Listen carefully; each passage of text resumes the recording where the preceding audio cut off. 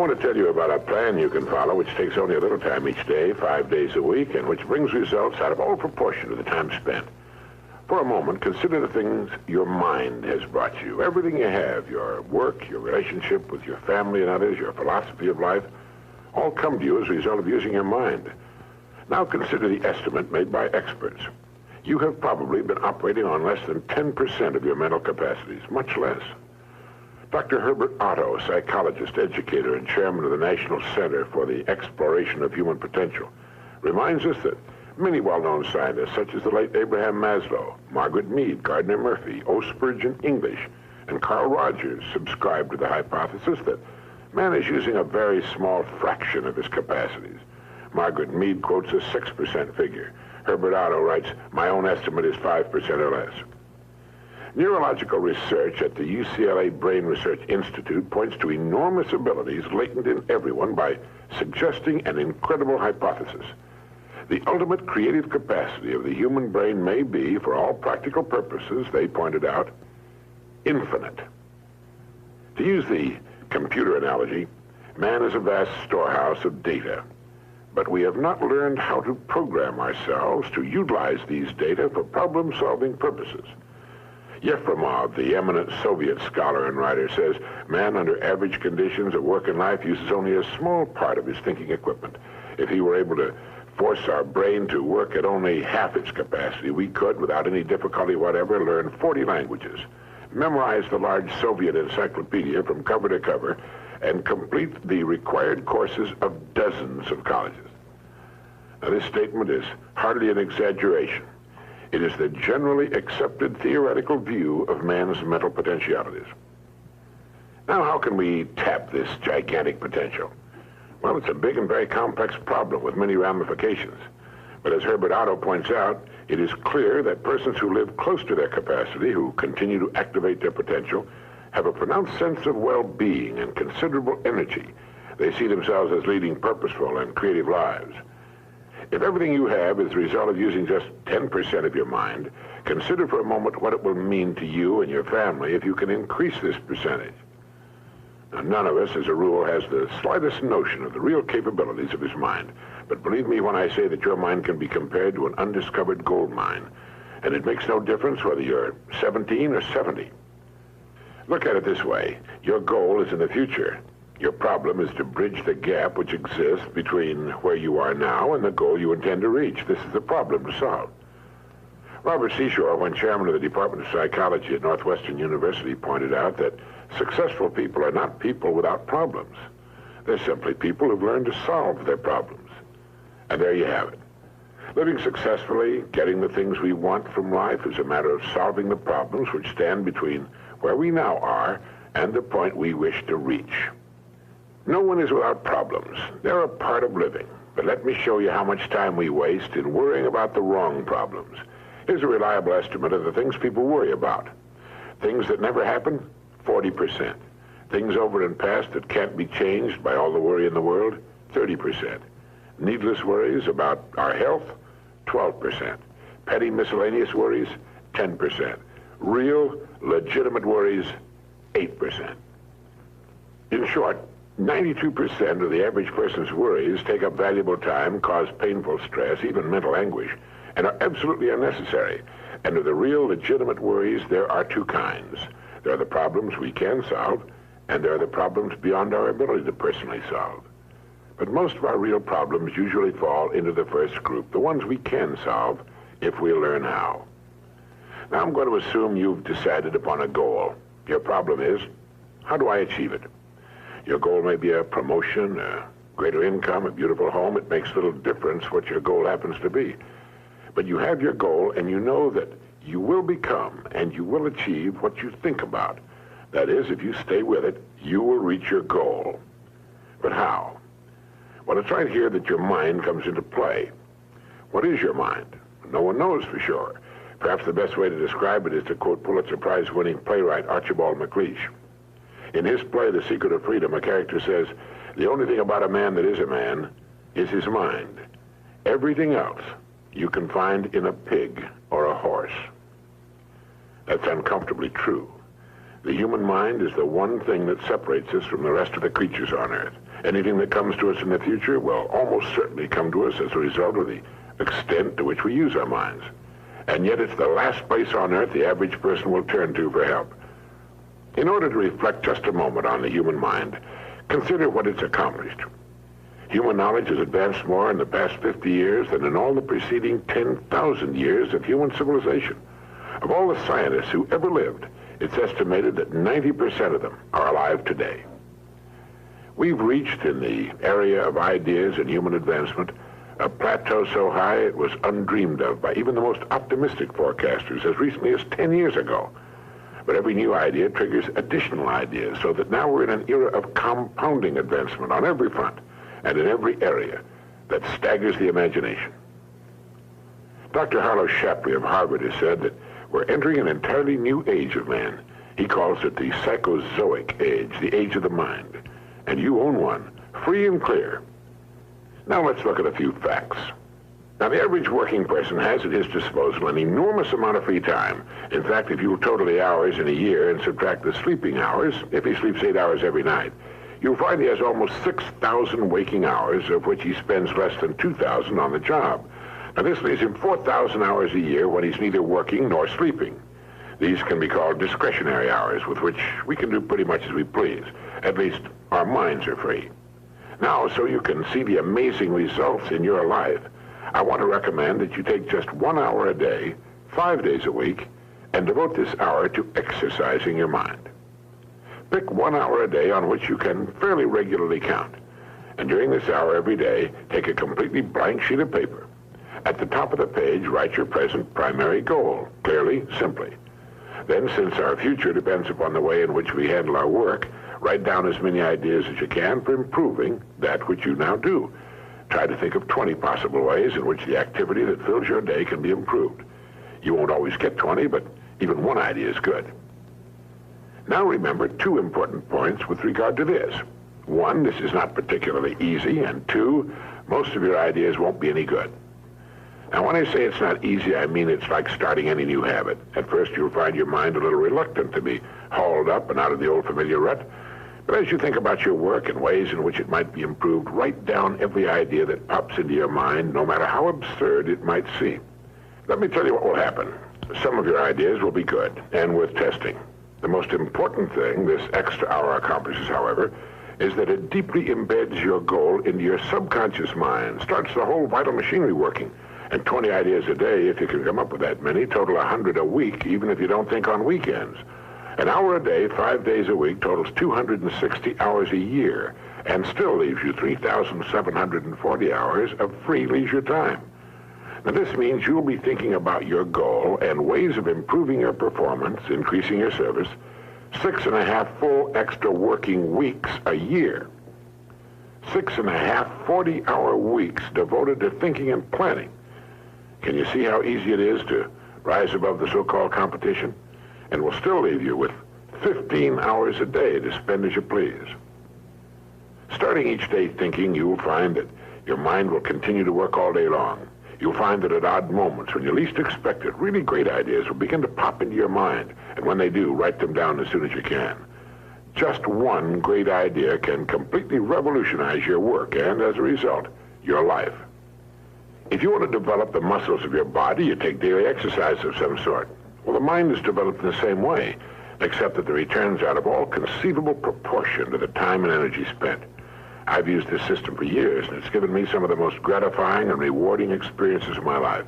And it costs only 5 hours a week. 5 hours out of 168. Is it worth it? It's like spending 5 hours a week digging in a solid vein of pure gold, because your mind is all of that and much more. Each time you write your goal at the top of the sheet of paper, don't worry or become concerned about it.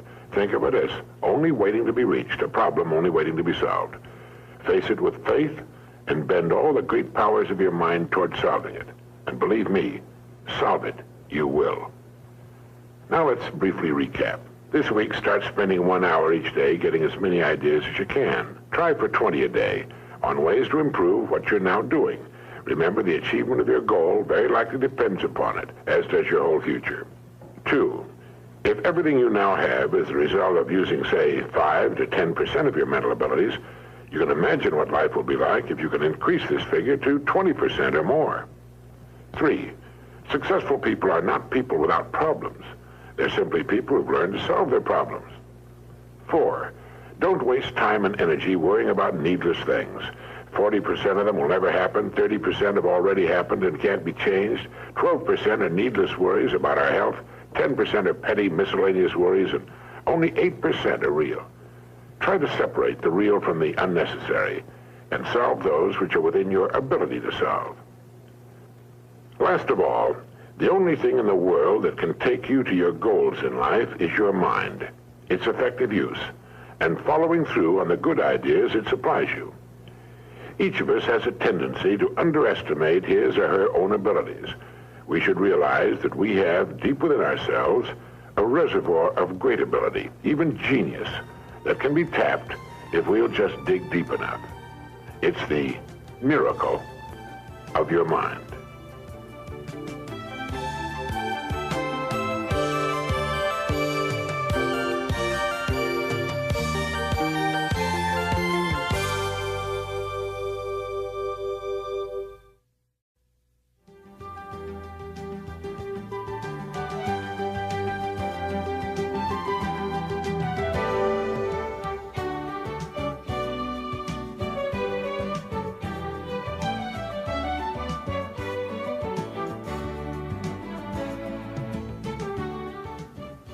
Every business, every organization, from the smallest to the very largest, needs a leader. They have their committees, their echelons of command, and perhaps a widely dispersed group of semi-autonomous divisions. But the overall company and each of its divisions must have strong and able leadership. Contrary to popular belief, you do not raise morale in an organization. It filters down from the top. The attitudes of the people working in any organization will always reflect the attitude of the leader. And finally, this leader will always be found to be just one person. I'm sure you're aware that even the largest and oldest companies, with many thousands of employees and hundreds of management people, will, when they find themselves in trouble or not doing as well as they should, seek out one man and place him in the position of final authority. The whole company, the board of directors, and perhaps thousands of stockholders all look to this one person for leadership and success. Wherever you find a successful going concern, whether it's a government, a business, a club, or a well-organized home, you find behind its success an outstanding leader. This is the most valuable person in society. In industry, he makes the wheels turn, the entire economy work. This is the man who's been responsible for the growth of nations and their position in the world. He's the employer of millions. He's the dreamer, the planner, and a clock to him is something that other people watch. You'll find him working early and late, and when he's not working, he's usually planning. Back during the Depression of the 30s, the phrase most often heard by employers was, "I'll do anything." Millions were unemployed. Thousands of business firms had closed their doors, and outside employment offices, long lines of people stood waiting for any kind of work. It was during this time in Long Beach, California, crowded to overflowing with thousands who had migrated there looking for work, I know because I was a kid there, that a man I knew made an interesting discovery. He found that he could go to work almost anywhere he chose. Now, amazing as this may sound, it's true. It dawned upon him one day that the business establishments of various kinds were just as anxious to succeed as were the people looking for work. The owners and managers of these businesses were worried and concerned over the hard times which had descended upon the country. And a great many of them were looking for someone to come to their aid, the person who would somehow show up and solve their business problems. But all they heard was people asking for work and saying, "I'll do anything." These people were asking for a paycheck from a man who was very likely teetering on the brink of financial ruin himself. And so signs appeared in windows all over the land, reading, "No help wanted." This was a negative form of advertising, and while it kept the plaintive hordes away from the door, it also hurt business. Well, this friend of mine decided to become a part of the solution instead of a part of the problem. And his method was simple, and it worked like a charm. He selected the kind of business he felt he would like to work in and in which he could build his career. He then devoted a month to finding out all he could about that particular business. He talked to other people in the same line. He heard their problems and what they felt was wrong. He talked for hours, asking questions about what they felt was needed and so on. He went to the public library and read everything he could find on that industry. And then he began to think of ways and means by which this business might be improved. When he was ready, and finally made his call on the company for which he decided to work, instead of asking for a job, he said something like this: "I believe I know of several ways in which your business can be greatly increased, and I'd like to talk to you about them." Well, here he was, selling the one thing on earth in which his prospect was most interested. The fact that he now knew a good deal about the man's problems permitted him to talk intelligently. And he took a positive attitude, expressed a willingness to pitch in and help the man put his business on a sound and profitable footing, and that's right, he got the job. Now, what had he done? Well, first he had specialized. He had selected one line of work and decided that was where his future would be. Now he had to prove himself, and he did. The best way for you to develop the security that lasts a lifetime is to become outstanding at one particular line of work. Look at it this way. Regardless of economic ups and downs, the industry of which that line of work is a part will continue to operate. It won't shut down completely. As long as you're in the top 5% of the people in that industry, you know you'll always be in demand. You'll be wanted and needed, not just where that industry is concerned, but where you and your family are concerned also. The man or woman who becomes truly outstanding at what he or she does has the world on a string. Here's the person of confidence and peace of mind. Here's the person who's quietly aware of his ability and intimate knowledge of his job in his particular industry. Ask yourself this question: am I now such a person? Down deep inside, you know the answer. If your answer is yes, you're among the most fortunate people, and in one of the smallest and most elite groups on earth. If your answer was no, it can be turned into a yes in a surprisingly short time. The first step is to make one really big and important decision. It's a decision the great majority of people never make, and suffer as a result. Failing to make this decision keeps a person from ever really getting on course or clarifying his goals.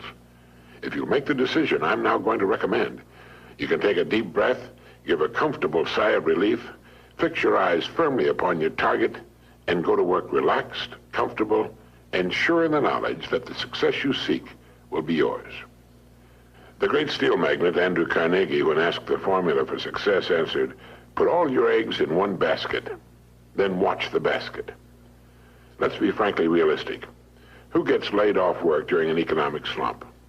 Well, what gets thrown over the side when a ship is in danger of going down? Everything not absolutely vital to the operation of the craft and the safety of its passengers. And it's the same with a business or any other organization. With a corporation, its main purpose is to remain in business forever. As long as it remains in business, it can provide a needed product or service, protect the investment of those who have faith in it, and provide jobs for those who are vital to its continuity of operation. It's the duty of management to protect the firm and the people who depend upon it, just as it's the captain's duty to do everything in his power to keep his ship sailing. All a person needs to do is to make certain that he or she is a vital part of his business or organization. Those who insist on remaining spare gear must expect to be jettisoned when things get too rough for safety. Nobody, particularly the captain, likes to see cargo thrown over the side, but if it'll help save the ship, there's simply nothing else to do. That's why people are laid off. It has nothing to do with management and labor relations or personalities, and in the long run, it's best for everyone, since once smooth sailing has again been reached, additional employment can be made available. So each of us must decide whether we want to be part of the cargo or a member of the crew. It's said that millions suffer today from a malady called panophobia. Panophobia means fear of everything. It's an uneasy feeling, a feeling of insecurity that generally manifests itself as a sort of lump of fear that settles right behind the belt buckle, especially on Sunday evening and on Monday morning. And this extremely unpleasant condition is said to result from the unspoken but realized fact that we're getting credit for more than we're actually doing. It's the perfectly natural and normal understanding deep within each of us that there's something basically wrong about getting praise that's not earned, or if you're an employee, being paid for something you're not doing as well as you possibly can. Now, there's a simple cure for this malady. It's to throw ourselves not out of a window, but into activity, into our work. It's the decision to be worth more than we're being paid. Only in this way can we grow. It's overbalancing the scales in the service we give, knowing that our rewards must follow as a natural result. Now, anyone who will be honest with himself realizes that he's been happiest and most satisfied after having successfully completed a difficult job. You know, a leader is a person who can help others. A leader is any person who realizes the importance of becoming a bigger and better person with the passing of every day, week, and month. A leader takes the responsibility of his own growth. He's a planner, a thinker, a doer. Now, each of us can become such a leader in his own area of activity. It's not difficult, and in the long run, it's easier for us and on us than what at first may appear to be the easier of two courses. Simply fix your eye upon your goal, visualize it with every ounce of your being, and courageously set out toward it. Become a kind of sponge for information which will help you on your way. You don't have to waste years making the mistakes others have made before.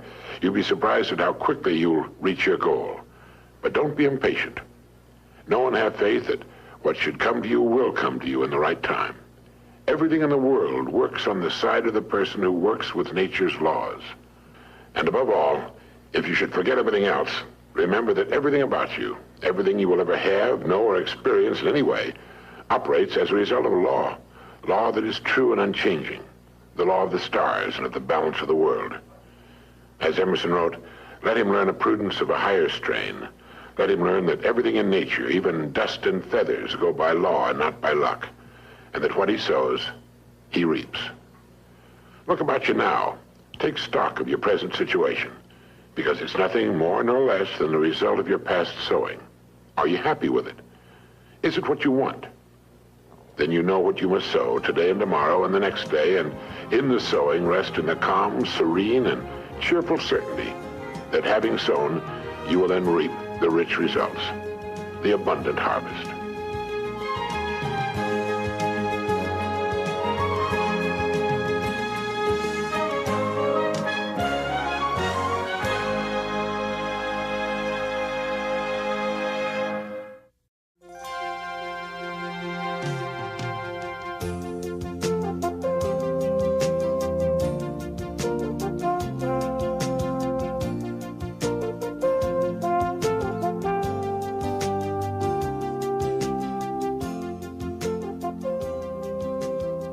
In the year 1843, a man was born who, during his lifetime, was to have a profound effect on millions of people.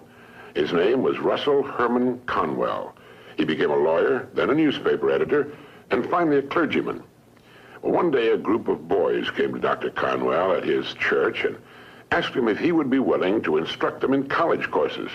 They wanted a college education, but lacked the money to pay for it. He told them that he'd do all he could, and as the boys left, a thought, an idea began to form in Dr. Conwell's mind. He asked himself, why couldn't there be a fine college for poor but deserving young men? Well, here was a great idea, and he went to work on it at once. Almost single-handedly, Dr. Conwell raised $7 million with which he founded one of the world's leading universities. And he raised the money by giving more than 6,000 lectures all over the country, and in each one of them, he told the story called Acres of Diamonds. The story was the account of an African farmer who heard tales about other settlers who had made millions by discovering diamond mines. And these tales so excited the farmer that he could hardly wait to sell his farm and search for diamonds himself. So he sold his farm and spent the rest of his life wandering the vast African continent, searching unsuccessfully for the gleaming gems which brought such high prices on the markets of the world. Finally, in a fit of despondency, broke and desperate, as I remember the story, he threw himself into a river and drowned. Now, meanwhile, the man who had bought his farm one day found a large and unusual stone in a stream which cut through the property. And the stone turned out to be a great diamond of enormous value. And he then discovered that the farm was covered with them, and it was to become one of the world's richest diamond mines. The first farmer had owned literally acres of diamonds, but had sold them for practically nothing in order to look for them elsewhere. if he'd only taken the time to study and prepare himself, to learn what diamonds looked like in their rough state, and had first thoroughly explored the land he owned, he would have found the millions he sought right on his own property. The thing about this story that so profoundly affected Dr. Conwell and subsequently millions of others was the idea that each of us is, at this moment, standing in the middle of his own acres of diamonds. If we will only have the wisdom and patience to intelligently and effectively explore the work in which we're now engaged, we'll usually find that it contains the riches we seek, whether they be financial or intangible or both. There's nothing more pitiful to my mind than the person who wastes his life running from one thing to another, forever looking for the pot of gold at the end of the rainbow, and never staying with one thing long enough to find it. No matter what your goal may be, perhaps the road to it can be found in the very thing in which you're now engaged. You see, the average man believes some businesses are better than others, instead of realizing the truth that there are no bad businesses. There are just those people who don't know enough to see the opportunities in the work they're in. No matter what our work happens to be, it's our business. We're the manager. If there seems to be no future or opportunity in it, it isn't always because it's not there, but perhaps only because we can't see it. A farmer once poked a tiny pumpkin into an empty jug. The pumpkin grew until it completely filled the jug and could grow no more. When the farmer broke the glass, he had a pumpkin exactly the size and shape of the jug. If we're not careful, each of us can do a similar thing. We can mistakenly poke ourselves into jugs that limit our growth. But it is we who do the poking, not the job, not the company, nor the territory, nor the economy, nor the times. We do it. People who become outstanding at their work are those who see their work as an opportunity for growth and development, and who prepare themselves for the opportunities which surround them every day. Preparation is the key. This means becoming so good, so competent at what we're now doing, we will actually force the opportunities we seek to come our way. It takes imagination, creative imagination, to know that diamonds don't look like diamonds in their rough state, nor does a pile of iron ore look like iron or steel. Great opportunities lurk constantly in every aspect of the work in which we now find ourselves.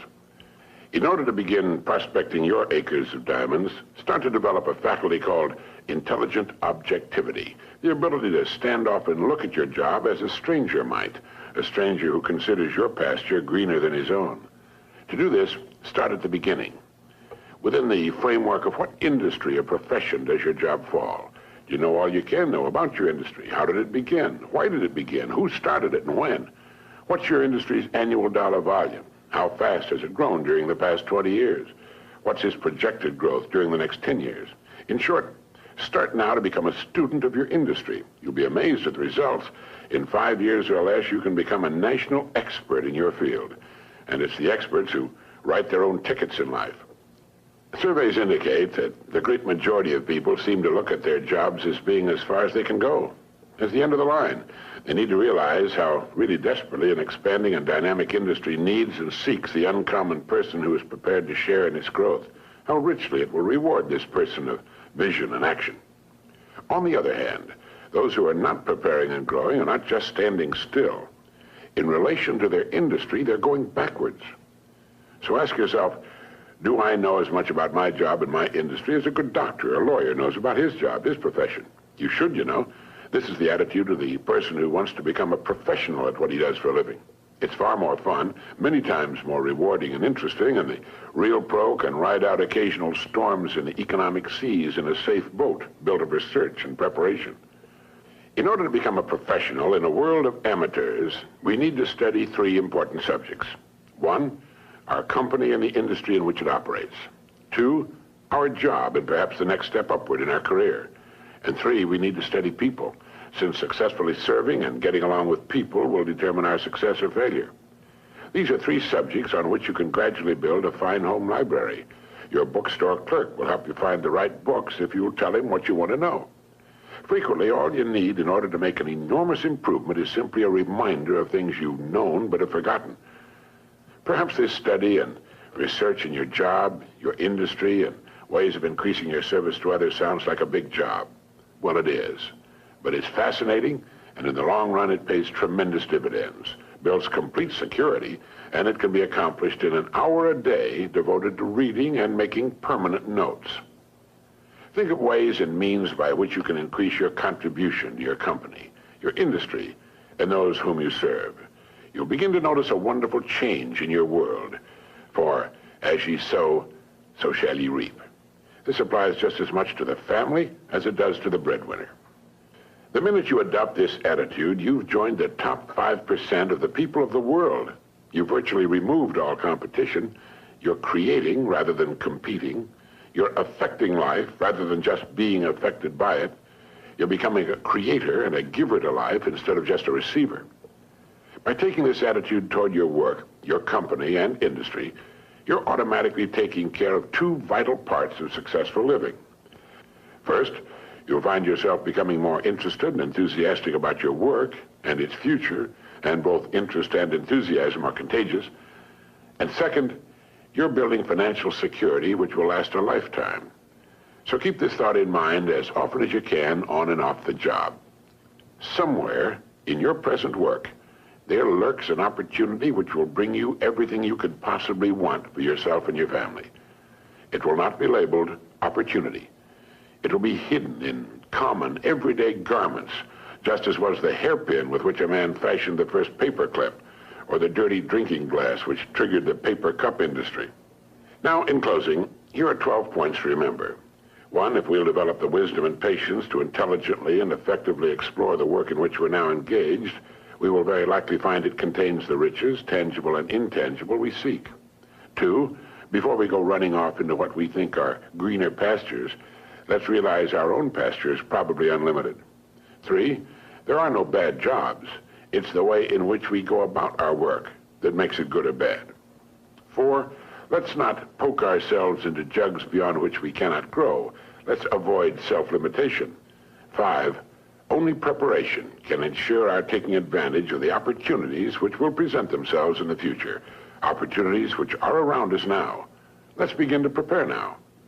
6, put your imagination to work on the many ways and means of improving what you're now doing. 7, learn all you can about your job, your company, and your industry.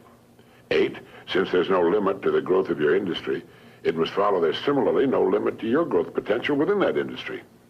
9, our dynamic and growing economy needs and will well reward the uncommon person who prepares for a place in its growth.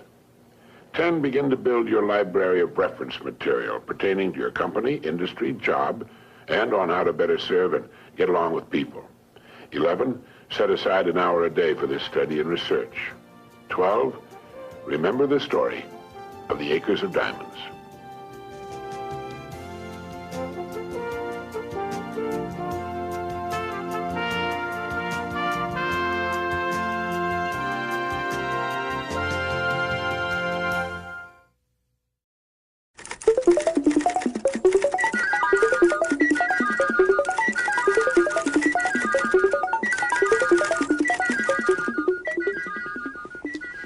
A father sat down for a chat with his 16-year-old son. The father's a good friend of mine and an excellent salesman, so he had a pad of paper and a pen with him, because it's always better if you can illustrate your point while you're making it. And while his son watched with interest, Jim drew a fairly good likeness of a goose. And behind the goose, he drew 3 eggs. And he said to his son, "Now, Jimmy, those are golden eggs. And that's the goose that lays the golden eggs. Now, if you had your choice of buying one or the other, which would you buy?" And his son said, "Well, I'd buy the goose, of course." "Of course you'd buy the goose," his father said. "You'd invest your money in the goose because it could go on laying those golden eggs for years." "Sure," his son said, "anyone would." "Yes," Jim went on, "anyone would if they were presented it in this way. But the fact of the matter is, son, that most people have the exact opportunity, and yet they invest in eggs instead of the goose." Now the boy was quite interested, and he asked his father what he meant, and his father said, "In this little quiz I've given you, the goose and the golden eggs are, of course, symbolic. The golden eggs people invest in are represented by their homes, cars, television sets, furniture, refrigerators, stoves, boats, vacations, all the good things they can buy. All the good things everyone wants to have and should have." "Well, what's wrong with that?" the boy asked. "Well, there's nothing wrong with that, Jimmy. It's just that most of them invest in golden eggs exclusively and don't invest enough in the goose that provides all these golden eggs. You see, the goose that lays the golden eggs is the breadwinner. The more money invested in him, the more golden eggs he can provide. Now, take you, for example, Jimmy, he said. You're 16, and like most boys your age, you don't know what you want to do with your life yet. You're confused. You haven't really been giving your best to your schoolwork because you're not sure you'll need a lot of the subjects you're studying after you get out of school. And not knowing what to do after you're an adult, you don't know what you'd want to major in at college. Now, what I want you to understand is that as long as you're getting an education, you're investing, we're both investing in this goose. The more we invest here, the more golden eggs you'll be able to provide for yourself and your family someday. And if you're really smart, you'll never stop investing in the goose, even after college. Each year, you'll invest a percentage of your income in your continuing education. And each year, you'll find, well, that you're becoming more valuable as a person, able to provide still more and more of these golden eggs you and your family will want. Do you understand that, Jimmy? The boy was silent a long time, and he said, "Yes, I think I do, Dad. I think I do." Now, just a moment for this message.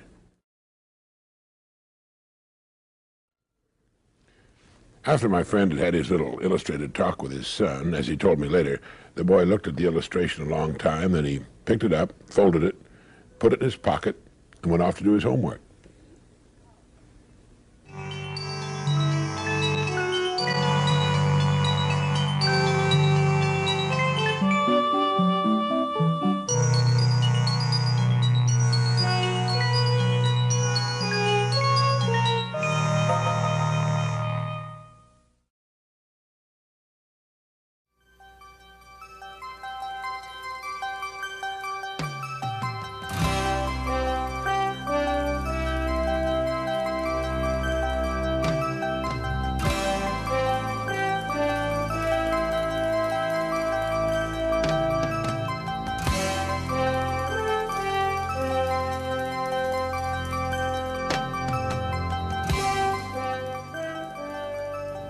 I'm sure you find it as amazing as do the rest of us that the great majority of people have to learn things the hard way.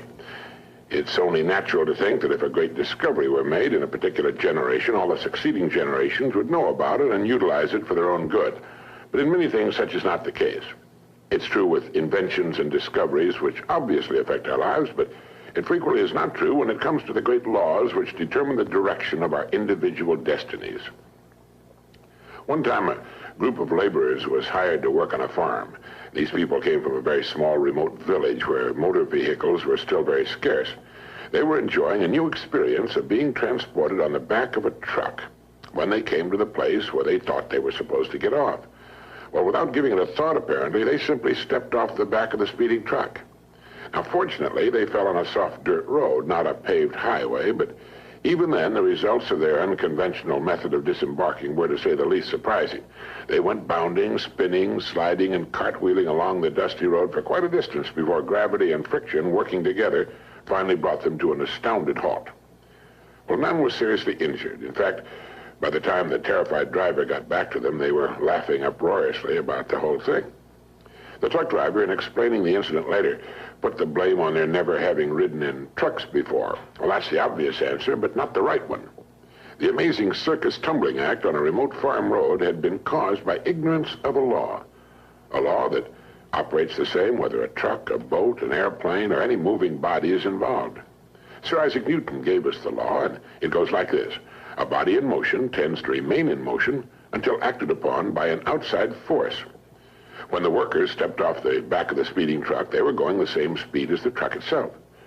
The outside force was gravity, which pulled them down to the road, still traveling at the same speed. And, well, you get the idea. They had been hurt, confused, frightened, and turned upside down because of their ignorance of a law of physics. They might have been killed. Now, all over the world, there are millions of people who are being hurt, confused, frightened, and whose lives are turned upside down because they don't understand the principal law on which everything in the universe operates. The law of cause and effect. This law has been written thousands of times by the greatest minds the world has produced, and as a result has appeared in many forms. For our purposes, it might best be put this way. Our rewards in life will always match our service. It's another way of saying, as ye sow, so shall ye reap. And it's been written in many ways, in every language on earth. I like to think of this law in the form of a giant apothecary scale. One of the bowls is marked service, and the other is marked rewards. Now, whatever we put into the bowl marked service, the world will match in the bowl marked rewards. If any person alive is discontented with his rewards, he should examine his service. Action, reaction. As ye sow, so shall ye reap. What you put in will determine what you must get back in return. So simple, so basic, so true, and yet so misunderstood. If a business is not expanding to the quick and exciting tempo of the times, it must examine its contribution, its service. If a person is unhappy with his income, he must examine and reevaluate his service. Never before in the history of the world have human beings been so interdependent. It's as impossible to live without serving others as it would be to live if others were not constantly serving us. And this is good. The more closely knit this interdependence becomes, the greater will be human achievement. We all seek rewards, and we should understand that rewards come in two forms, tangible and intangible. That is, rewards include the money we earn, the home we buy, the car we drive, the clothes we wear, and they also include the way we feel, our happiness, our peace of mind, our inner satisfaction, the people we meet and enjoy.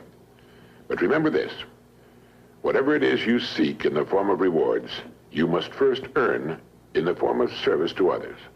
All attempts to abrogate, to sidestep this law will end in failure, frustration, and if maintained long enough, ultimate demoralization. We can see this frustration on every side. We can see it in the tense, strained, and nervous faces, in the mountains of tranquilizers which are consumed every day.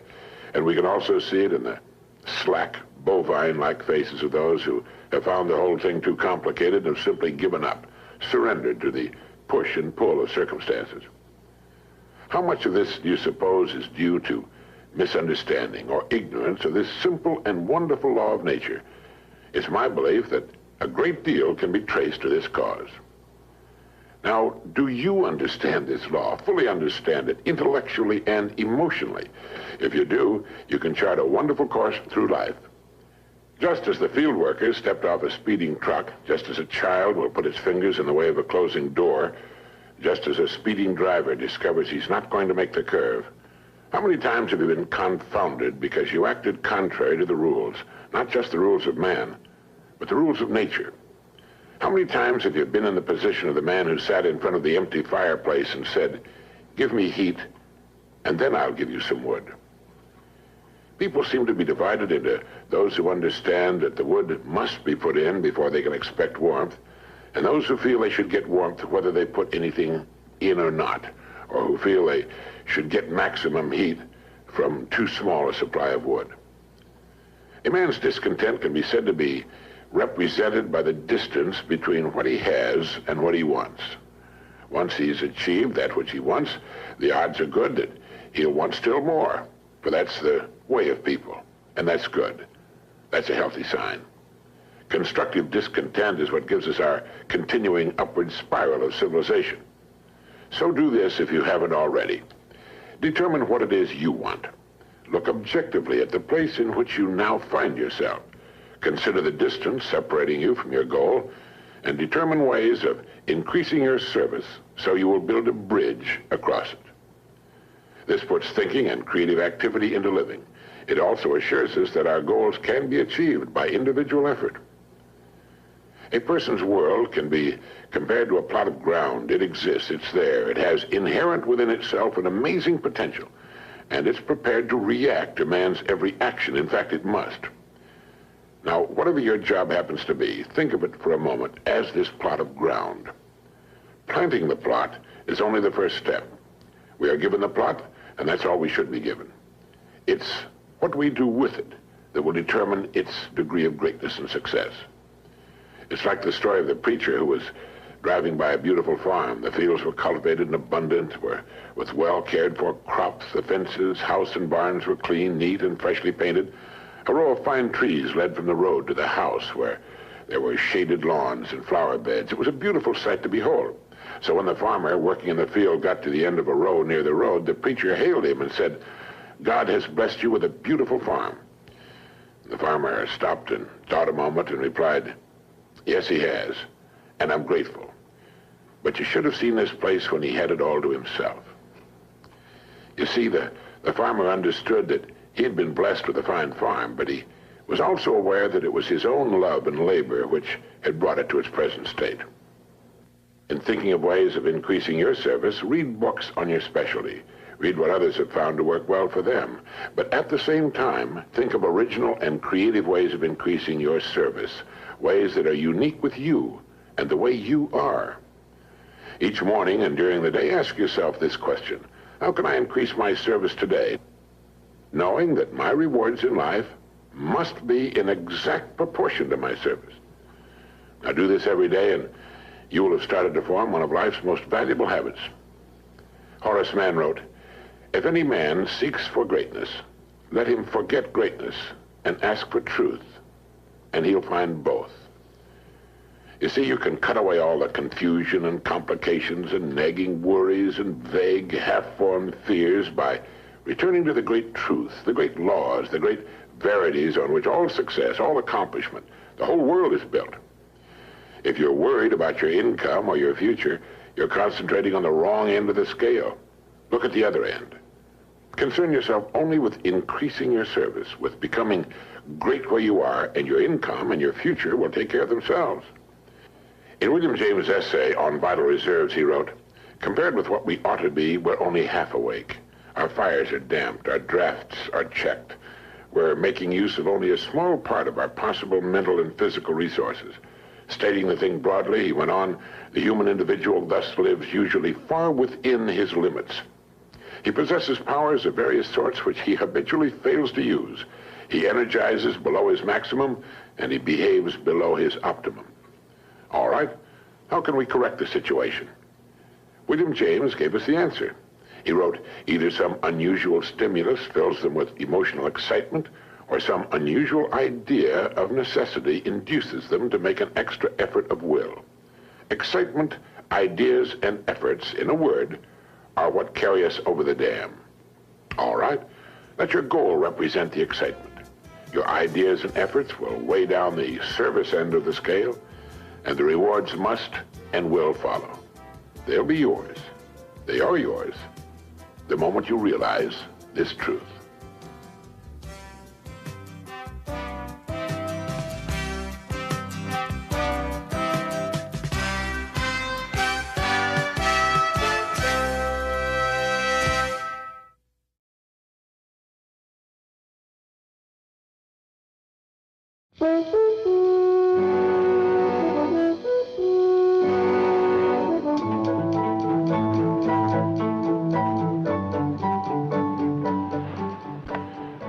Back in 1956, I wrote and recorded something we called The Strangest Secret. Without advertising or fanfare of any kind, it outsold all other non-musical, non-entertainment type recordings. It's been heard by millions and millions of people throughout the free world, and in the process, created a brand new industry. Learning through listening. On one of these solid-state cassette tape players. This player has revolutionized the learning process. Now people listen in their automobiles while driving to and from work and on sales calls, time that was formerly wasted, on their commuter train with the little earpiece, in the bathroom while shaving in the morning, at the dinner table with the children gathered around the table and the whole family together for a change. This has made a tremendous difference in the business of learning. But getting back to The Strangest Secret, what makes a bestseller? What was there about that recording that caused millions of people to want to hear it over and over again and let their children hear it and play it for their employees and their sales forces? Well, I'm making a talk here today in which I'll cover the highlights and philosophy of The Strangest Secret, and I'd like to invite you to join us, and I hope you find it of some value.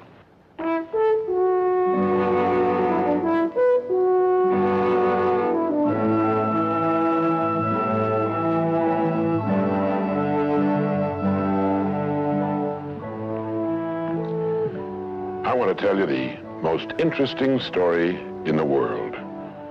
Why a person becomes the person he becomes. Why a little boy or a little girl grows up to be the kind of person he or she becomes. Now, the estimates by the experts in this field are that most of us are using somewhere around 5% of our real potential. Some experts say as little as 1%. It means that we're only giving about 5% of ourselves to what we're doing, to our days, our work, our families, everyone we know, our entire environment. But it also means that we're only experiencing 5% of the fun, 5% of the joy, 5% of the rewards we could be knowing, or less. All the experts are agreed that in each of us, there are deep reservoirs of ability, even genius, that we habitually fail to use. Why? We know that most people desire by nature to succeed. But what is success? What is this word that has become so famous in the world? What does it mean? Most people don't know what success is all about. And since they don't know what it's about, they really don't know where to look for it. Success is really nothing more than the progressive realization of a worthy ideal. This means that any person who knows what he's doing and where he's going is a success. Any person with a goal toward which he's working is a successful person.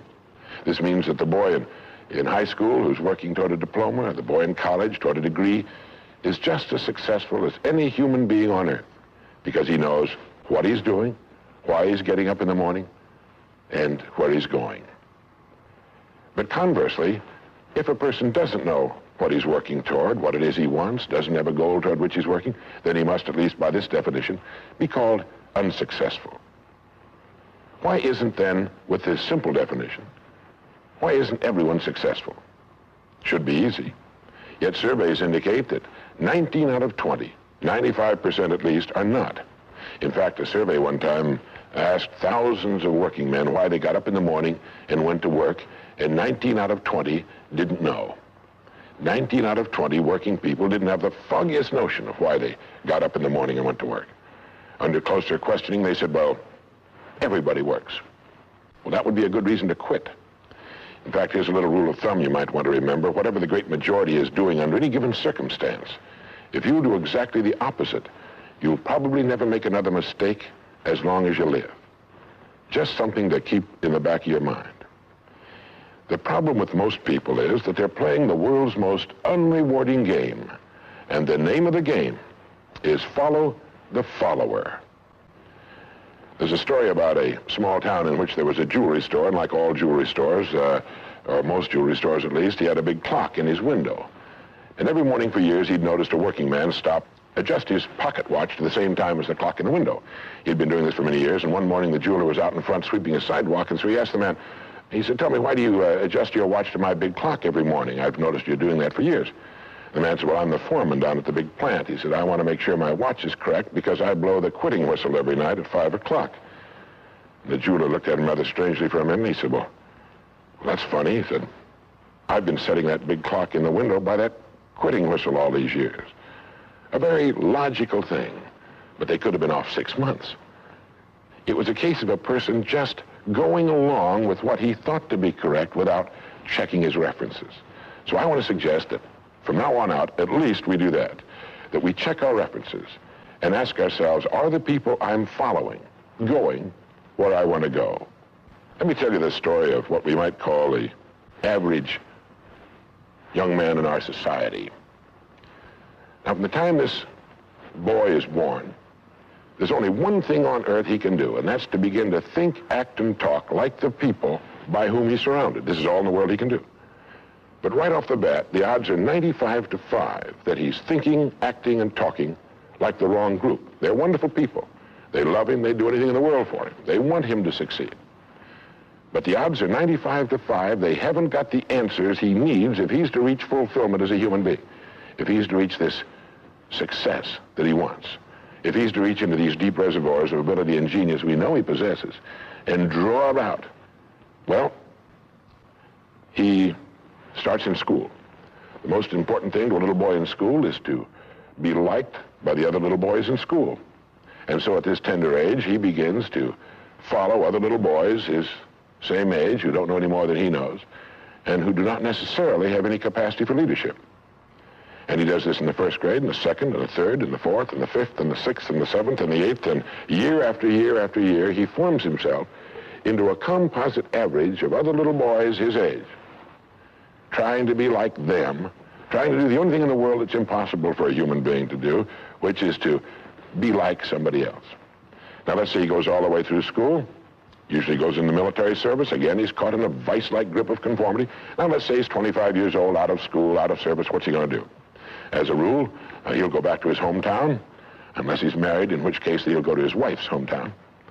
But let's say he goes back to his own hometown. He's single. He doesn't know quite what to do. He's standing on a corner one morning, and a friend that he knew in school comes up and says, "Hi there, Charlie, what are you doing?"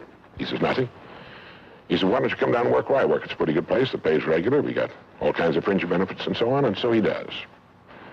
The odds are about, again, 95 to 5 that his first job is taken as a result of random application. On the job, without thinking about it, the most natural thing in the world for him to do is to look around, see how the other guys are doing their job, and to begin doing his the same way, assuming that what is normal for them is normal for him. No reason for this. He doesn't think about it. He just does it. Now, he has stretching in front of him 50 years or more in the golden age that man has been dreaming of since the days of ancient Greece. What's he going to do with these 50 golden years? Well, let's take a close look at him. We know that he works 40 hours a week, as a rule. 40 hours a week, which leaves him 72 hours a week when he's neither working nor sleeping. 72 free, discretionary hours each week to do with as he pleases. Now, at this point, of course, he's married. He has his little house and his little car. And this is about what he does with his free 72 hours every week. He'll do what the other fellows are doing with their free 72 hours every week, which is virtually nothing at all. On a typical day, he'll quit right on the dot, get in his little car, go to his little house, go in his little kitchen, kiss his little wife, and say, "I'm tired." They've even figured out why he says that. The experts believe that he used to hear his father say that back when men used to get tired working during the day, and he picked it up and he repeats this every night when he gets home. He bolts his little meal and then heads for the living room where he turns on his escape box. Click. Takes 15 or 20 seconds for the screen to light up, a period of time he finds interminable, but he gets through it somehow. Maybe kicks the dog, a thumb through a magazine or something. But then the screen lights up, and he does too a little bit, and there in front of him, he sees people in all kinds of funny old-time costumes, all killing each other at a great rate.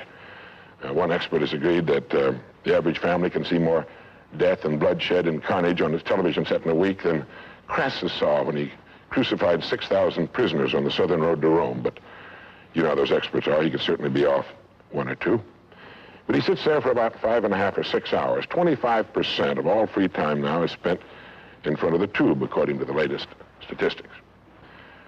Now, there's nothing wrong with this particularly, except that he's watching other people who are earning excellent incomes in the pursuit of their careers, while he doesn't make a nickel, and gets the only two things you can get from watching TV on that kind of a schedule. He gets red eyes and a hollow head. Now, this is not meant to be an indictment of television. I've got a couple of television sets at home, too. I have a couple of cars at home, too, but I don't go home at night and drive around the block for 6 hours. If there's someplace I want to go, fine. My car will take me there. If there's a great program, like a golf match or something like that, I want to see it. But he sits there for 6.5 hours until finally his wife, who's a little more practical than he is, taps him on the shoulder and she says, "Charlie, I think it's about time you went to bed. You've got to get up in the morning, go to work." And he's okay, and he shuts it off. He knows how to do that. He just shuts it off and goes to bed. Next morning he gets up and he does this all over again. He does this every day for 40 years.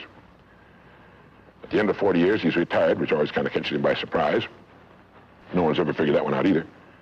And then he dies at 85 or 90, the way medical science is moving us along, out of sheer boredom. Well, what's the problem? Is there a tragedy here? Not really, if that's the way Charlie wants to spend his life, our mythical, hypothetical young man. If he wants to spend his life that way, that's his business. He lives in a free society, he can do anything with it he wants. But there's a terrible tragedy here if he's living that way because of the total lack of a decision. If he's living that way simply because he's still doing what he was doing in the first and second grade, and that's going along with the fellows up and down the block on the unspoken assumption that they know how to live, then there's a real tragedy there, because they've never known how to live, not in all the recorded history of mankind. He never finds out who he is. He never reaches into the deep depths of his abilities, his talents. He never learns that he can have just about anything he wants in the world, that he can call his own shots, tell his own fortune. And it's kind of a pity. Well, what's needed? Well, what's needed I think, is a checklist, like an airplane pilot uses. I think that living successfully is as important as flying an airplane. And here's some of the things that I think should be on that checklist that could help this man live a more meaningful, more interesting, more exciting, more enjoyable life. The first thing that he ought to have on his checklist, in my opinion, is the word a goal. A man without a goal is like a ship without a rudder. He doesn't know where he's going. He then belongs to that 95% that are just living day by day, month after month, like a starfish or an amoeba.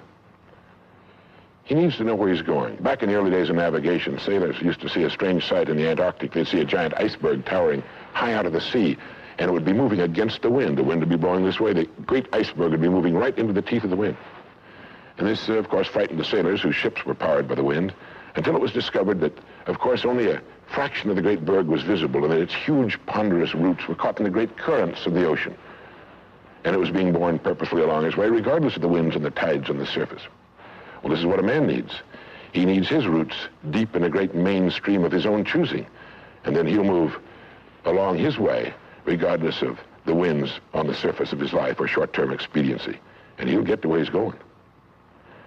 The second word on our checklist might be the word attitude. It's been called the most important word in any language in the world, because it's our attitude toward our world, toward all the people in it, that will determine the world's attitude and all the people's attitude toward us. It's a simple thing. Most of us know it, but we tend to forget it. People will react to us according to our attitude. And our attitude is the greatest gift we can be given. You know, the little creatures of the world were given a wonderful gift by Mother Nature called protective coloring, in which they can blend into their background without being seen. But man was not given this great gift, because man was given an incalculably greater one. Only man has the godlike power to make his surroundings change to fit him, because his environment will change as he changes. A man's environment is a merciless mirror of him as a human being. And if he thinks his environment can stand a little improvement, all he has to do is improve, and his environment will improve to reflect the changing man. Third would be the word think. To think. The highest function of which a human being is capable. It was put pretty well by the great Pulitzer Prize-winning playwright Archibald MacLeish in his great play, The Secret of Freedom, in which he has one of his characters say, "The only thing about a man that is a man is his mind. Everything else you can find in a pig or a horse." It's true. And so if we're going to develop something, this is a good place to start. To think deliberately and with a purpose. To spend a little time each day before a blank sheet of paper with our goal perhaps written at the top, and come up with some fresh, new, and exciting ideas. The next point on our checklist you might call the law of laws. That's what Emerson called it, this great old law of cause and effect. That our rewards in life will always be in exact proportion to our contribution, to our service. We all know this, really. We tell our children in Sunday school that as ye sow, so shall ye reap, but we forget that that's true. If a man is unhappy with his rewards, all in the world he's got to do is find ways of increasing his contribution, his service. It's like the story of the preacher who was driving down a country road, and all of a sudden he came to the most magnificent farm he'd ever seen in his life. It was beautiful. And so he saw the farmer approaching the road on his tractor, and so he hailed him, and he said, "My good man," he said, "God has certainly blessed you with a magnificent farm." And the farmer thought for a moment, and he said, "Yes, you're right, he certainly has. But you should have seen this place when he had it all to himself." And the preacher had his sermon for the next Sunday. He realized that all the farmers up and down that road had been given the same land, but one man had made something great out of it. Well, all of us are given the same land. We're given a human life, and each of us can make something great out of it, too, if we want to. The next point might be simply the word truth. Since everything we do has an equal and opposite reaction, unless what we're doing is based on truth, we're building on sand, and it can't stand. The next point would be R&D, research and development. None of us would want to work for a company or invest our money in a company that didn't have a very viable research and development department. That is, pumping a good percentage of its profits back into research and development because its future depends on it. But so does a man's. And you might ask yourself, how much of your own take-home pay have you spent during the past year for materials calculated to make you smarter this year than you were a year before. Calculated to make you a little better, a little bigger as a human being, to perhaps love a little more and hate a little less and do a little better job than you did a year ago. How much money are you pumping back into yourself and your future? It's worth thinking about. And finally, the strangest secret. At the beginning, I said, what makes a child grow up into the human being he becomes? Well, this is the reason for that. Of course, he's the confluence of a genetic pool that goes back for thousands and thousands of years. His environment has an influence on him, of course. But what makes him become the person he becomes is that he becomes what he thinks about most of the time. It's as simple as that. We become what we think about most of the time. And that's the strangest secret. This is why thinking is so vital. This is why a goal is so important. Because we will become that. This is why people who set goals achieve them. The trouble with men is not in achieving their goals. They do that. It's in establishing them. Well, that's about it. I think it's good to remember that if we just go along with the crowd, we won't wind up with much more than the wish that we could do it all over again, and as far as we know, you can't. If we want to amount to anything as individuals, we need individual goals, individual thinking, individual actions, and we must never conform to the big group. We must love them, we must help them, we must serve them, because our whole success will depend on our ability to do these things. But never lose our own individuality and our identity by permitting ourselves to become submerged in what has historically proved itself to be little more than a suffocating sea of indirection and purposelessness. If we want to emulate someone, fine, but let's be choosy in whose steps we follow. It's the only life we've got. And remember to think. Imagination is everything, and we can become what we can imagine. If you find yourself getting depressed and down at the mouth, as we all get once in a while, you might want to remember this quotation by Dean Briggs. He said, "Do your work. Not just your work and no more, but a little more for the lavishing's sake. That little more which is worth all the rest. And if you suffer as you must, and if you doubt as you must, do your work. Put your heart into it, and the sky will clear.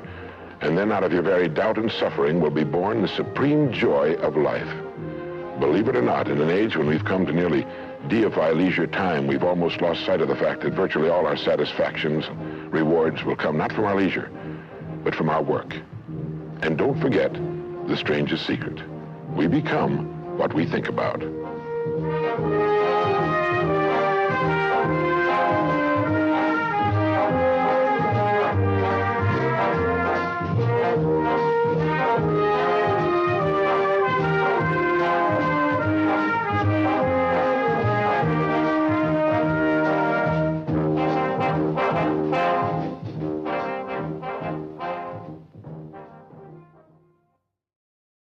Hello, this is Earl Nightingale, and this recording, The Magic Word, is the first of 12 you'll receive in this series titled How You Can Lead the Field in the Modern World. Before we start, I'd like you to know that I'm not going to try to tell you how to live your life. That's none of my business, nor is it anybody else's business. That's your business. Nor is this Lead the Field program a collection of pleasantries, platitudes, or Pollyanna. It is a summation of more than 20 years of research on one subject, and that is, why do some people do so well in life, while so many more do not? And the first thing let's talk about is the magic word. The experts call it the most important word as far as the results we get from life are concerned in this or any other language, and that word is attitude. It is our attitude toward life which will determine life's attitude toward us. Let's face the fact honestly that we shape our own lives, and the shapes of them will be determined by our attitudes. A person with a poor attitude toward learning, for example, isn't going to learn much until he changes his attitude. If we take the attitude that we cannot do something, we generally will not do it. An attitude of failure, and we're whipped before we start. So we know then that what we receive from life, what we accomplish or fail to accomplish, is due in large measure to our overall attitude.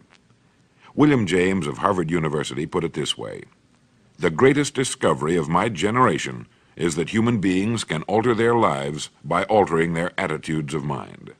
And isn't it wonderful that we have this measure of control? Before we start talking about our attitude toward the world, let's talk about our attitude toward ourselves, since it is the attitude we take toward ourselves which determines our attitude toward the world. Now, right here we come to a rather strange fact. We're so familiar with ourselves, we tend to take ourselves for granted. We tend to minimize the things we can accomplish, the goals we can reach, and for some equally strange reason, believe others can accomplish things in our field which we cannot. There are literally millions of human beings living narrow, darkened, frustrated lives, living defensively, simply because they take a defensive, doubtful attitude toward themselves, and as a result, toward life in general. Many people are suspicious of and oppose change, yet change is the one thing in life on which we can absolutely count. People who stay young all the years of their lives not only welcome change, but see it for what it really is, new opportunity, new chances for further fulfillment. Attitude is a reflection, a result of a person's will. It is incalculably powerful. It can bring about marvelous results for us, but we need to train it patiently, day by day. Now let's talk about the attitudes of people who are successful, the top 5% of the people who go sailing through life from one success to another and who, even when they fail at something, shrug it off and head right out again.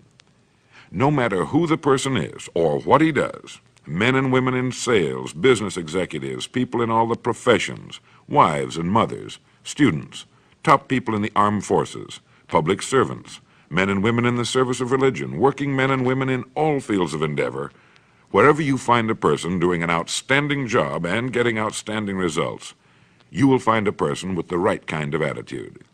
These people take the attitude toward themselves that they can accomplish what they set out to accomplish, that there's no good reason on earth why they can't be competent, successful. They have a healthy attitude toward themselves and, as a result, toward life and the things they want to accomplish. And because of this, they achieve some remarkable things, and they come to be called successful, outstanding, brilliant, lucky, and a lot of other things. They're quite frequently no more brilliant or outstanding than the majority of the people by whom they're surrounded. But they did develop the right attitude, and they found their accomplishments not too difficult, and many times surprisingly easy, simply because it seems that so few are really trying, really believe in themselves.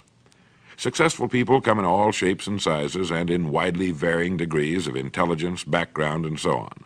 But they all have one thing in common. They expect more good out of life than bad. They expect to succeed more than they fail. If you want something worthwhile, take the attitude that there are a lot more reasons why you can have it than there are that you cannot, and set out to earn it. Go after it, work at it, ask for it, and 9 times out of 10, you'll get it. Our environment is really a mirror of our mental attitude. If we don't like our environment, we have to change our attitude first. Now, the world plays no favorites. It's impersonal. It doesn't care whether we change or not. Adopting a good, healthy attitude toward life doesn't affect the world and the people in it nearly as much as it affects us. It would be impossible to even estimate the number of jobs which have been lost, the number of promotions missed, the number of sales not made, the number of marriages ruined by poor attitudes. But you can number in the millions the jobs which are held but hated, the marriages which are tolerated but unhappy, all because of people who are waiting for the world and others to change toward them, instead of being big enough and wise enough to at least make a test which will prove beyond any shadow of a doubt where most or at least a big part of the trouble lies. Studies made of the lives of literally thousands of successful people have shown that they radiate confidence, assurance, they expect success, and they get success. You can spot these people by the way they walk, by the way they look and act. You can feel it about them when they enter a room. They may be short and fat or tall and thin, or any combination in between, but they have about them the attitude of success. In the record Greener Pastures, I'll get into this next statement, but right now I want you to realize, if you don't already, that in 5 years or less, you can get right to the top of the work you're now doing. I know this, but the important question here is, do you know this? The minute you do know it, you'll have this right attitude I'm talking about. The easiest and most effective means of forming a good attitude habit is to begin to act as though you have a good, positive, expectant attitude toward life. That's right. Begin right now to walk, act, and look as though you belong to this group. If you're already in the top 5%, you'll know what I mean. If you've never tried it, you'll be amazed at what happens. Actions trigger feelings, just as feelings trigger actions. Now, let me tell you of a little test you can make which will prove beyond any shadow of a doubt that a good attitude can change a person's life as dramatically as walking from a darkened room into the bright, clear light of day. Not long ago, I read a line which went, "Life is dull only to dull people." This is true, but it also could have read, "Life is interesting only to interesting people," or "Life is successful only to successful people." Now, what I'm trying to say is that you must first become, mentally, from an attitude standpoint, that which you wish to achieve. A famous restaurateur was being interviewed by a reporter who asked, "When did you become successful?" He replied, "I was successful when I was sleeping on park benches, because I knew what I wanted to do and that I would do it." In short, his attitude had been one of success, of expecting success, long before the material, the tangible rewards of success had been earned. We'll get into this particular phase of Lead the Field in record number 3, A Worthy Destination. But for now, remember that a person must act, look, and because of these things, feel successful before the success he seeks can come. Chances are you know people who seem to be what others call lucky. All kinds of good and wonderful things seem to happen to them, and they give the impression of happily sailing through life, having a wonderful time, and getting more accomplished in a year than most people do in 5. This has been figured out fairly scientifically, and if anyone will conscientiously go about the test I'm going to recommend, and stay with it every day for the next 30 days without fail, that person can join this small, happy, and extremely productive group of people. He'll find himself becoming lucky, as they say, and most of his problems will pretty well take care of themselves. Of this you can be sure. The results will be nothing short of amazing. Now, it makes no difference how good a person's attitude has been in the past. Anything can be improved upon, and it's the small refinements upon something already good that makes it great. So here's the test. For the next 30 days, act toward the world, everything and everyone with whom you come in contact, with the attitude which represents the kind of results you want to achieve. That is, if the result you want is more success in what you're doing, act as though you are already in possession of the success you seek. If you want others to treat you with admiration and respect, treat others with admiration and respect first. Have you ever stopped to think of this? Every human being on earth is the most important human being on earth as far as he or she is concerned. You may never get anyone to admit it, but it's a fact. So for the next 30 days, treat every person with whom you come in contact as the most important person on earth, remembering as you do so that as far as that person is concerned, he is. Now, the reason I say treat everyone in this fashion is mainly because this is the way human beings ought to treat each other, and because it will help you form a habit that will bring you amazing and delightful results for the rest of your life. Have you ever noticed that the higher you go in any organization of value, the nicer the people seem to become? You see, the bigger the person, the easier it is to talk to him, to get along with him, to do business with him. Do you know why? It's because he's got a good attitude, and people with the best attitudes just naturally gravitate toward the top. So for 30 days, act toward others and the world at large in exactly the same manner you want the world and others to act toward you. Treat your wife or husband as the person he or she really is, the most important person in your life, and the same with the children. Carry out into the world each morning for 30 days the kind of attitude you would have if you were the most successful human being on earth. And notice how it quickly develops into an habitual attitude. When a person does this, he should realize he has already placed himself on the road to what he seeks. He is right now in the top 5% of the people in this or any other country. He has prepared the ground and planted the seed. He has made of himself a magnet, an embodiment of that which he seeks. Before metal can be cast into a desired shape, the mold, the expectant receptacle, must first be fashioned. Before a building can be erected, the excavation must be made and the foundation laid. And before a person can achieve the kind of life he wants, he must become that kind of individual. He must think, act, talk, walk, and conduct himself in all of his affairs as would the person he wishes to become. He is then actually that person, and the things that person would have and do will naturally come to him. Almost immediately, a change will be noticed. Irritations that used to frustrate and annoy disappear. When some less informed individual gives you a bad time, stay on the track. When someone cuts in front of you with his car or acts in any other manner that shows his ignorance and lack of courtesy, don't permit yourself to drop to his level. Pity him, for that's what he really deserves. That's the very group a person doesn't want to belong to, and if he acts like them, well, let's face it, he belongs with them. There's nothing in the world that men, women, and children want and need more than the feeling that they're important, that they're needed and respected. They will give their love, their affection, their respect, and their business to the person who fills this need. So the magic word is attitude. And in summing up, a few points to keep in mind. 1, it is our attitude at the beginning of a task which, more than anything else, will affect its successful outcome. 2, it is our attitude toward life which determines life's attitude toward us. 3, we are interdependent. It is impossible to succeed without others, and it is our attitude toward others which will determine their attitude toward us. 4, before a person can achieve the kind of life he wants, he must become that kind of individual. He must think, act, talk, walk, and conduct himself in all of his affairs as would the person he wishes to become. 5, the higher you go in any organization of value, the better will be the attitude you'll find. 6, your mind can hold only one thought at a time, and since there's nothing at all to be gained by being negative, be positive. 7, the deepest craving of human beings is to be needed, to feel important, to be appreciated. Give it to them, and they'll return it to you. 8, look for the best in new ideas. As someone said, I've never met a person I couldn't learn something from. 9, don't waste valuable time broadcasting personal problems. It probably won't help you. It cannot help others. 10, don't talk about your health unless it's good.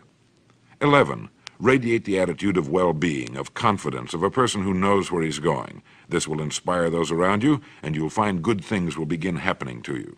And 12, lastly, for the next 30 days, treat everyone with whom you come in contact as the most important person on earth.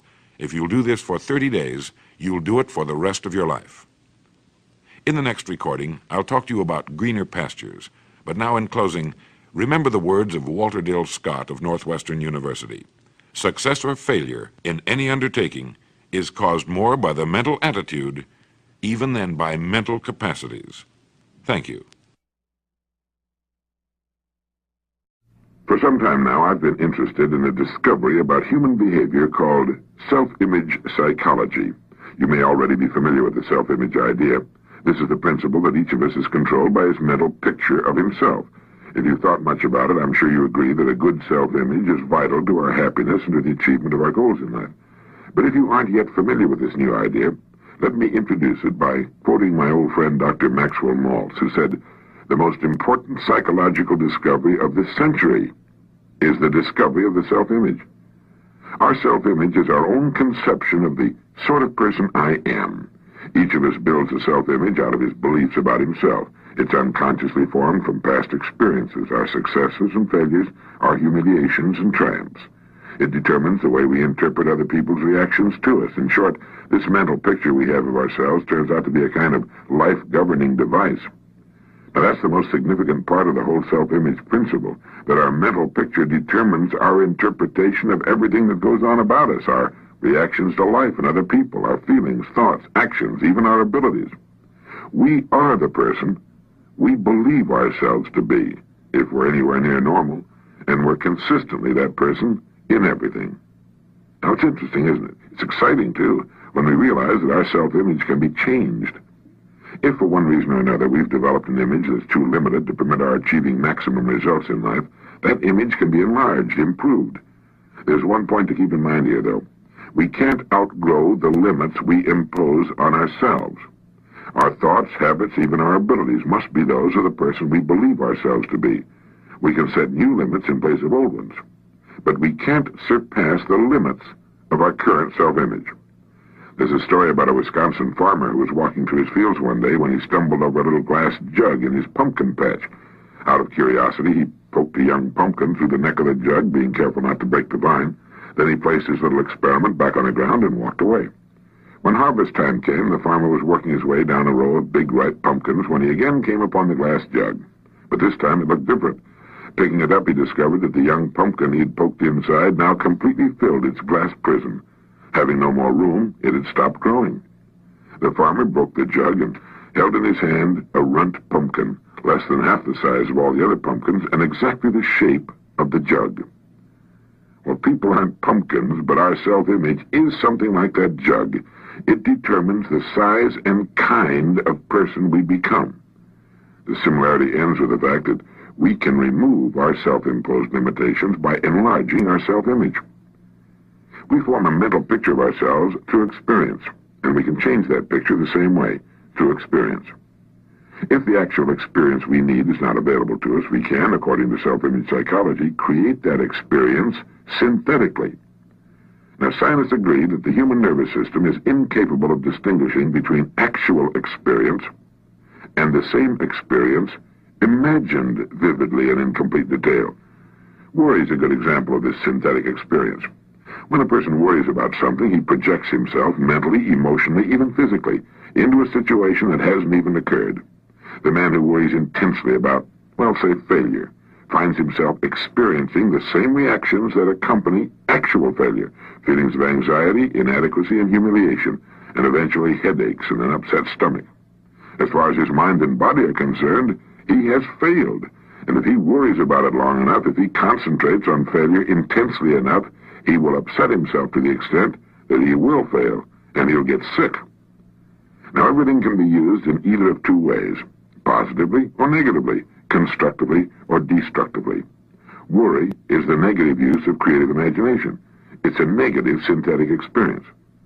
But most people apparently never realize that positive results, just as real as the negative results of worry, can be achieved through using our imagination constructively. Our minds are complex and marvelous, but like electronic computers, they can only act on the data we feed them. The man who worries about failure is unwittingly defeating himself. He's feeding his mind the wrong data. If he spent the same amount of time visualizing success as he spends thinking about failure, he could reverse the process of synthetic experience. Instead of anxiety, he could develop confidence, self-assurance, poise, and a feeling of well-being would replace apprehension. By concentrating on the success he desires, by synthetically experiencing that success, he can expand his self-image into that of a person for whom success is normal, expected. Why not practice holding the self-image of the person you most want to become? This is the person you can become. If you feel you'd like to enlarge your self-image, then I'd like to invite you to join me in some image building. During the next few weeks, listen to this message at least once a day. This way you'll firmly implant in your mind the concept of the self-image. Use your spare moments to concentrate on your goals and the greater success you seek. Analyze your past successes and formulate ways your success can be increased in the future. While on the way to work, between appointments, while waiting to see a client, these are all excellent times for directing your attention to positive, constructive thoughts. Put more into the positive use of your imagination than you ever put into its negative use, worry. You're merely reversing the same creative process. Now it's working for you instead of against you. Now, since the mind works best when we feed it only one set of instructions, do not worry if you can help it during the course of this exercise. Your creative imagination can enlarge your self-image appreciably in just 3 weeks, and it will if you just let it. Nobody pokes us into glass prisons beyond which we can't grow, but all too often, almost unknowingly, we set unnecessary limits for ourselves by holding a self-image that's restricted, inadequate for the full realization of our potentialities. Each of us is, at this moment, the product of all his thoughts and experiences and environment up to this point. Through thought, we can control to an almost unbelievable degree both our experience and our environment from here on. Whether or not we choose to direct our own course through life is entirely up to us. The important thing is to know that it can be done. This is Earl Nightingale, and thank you.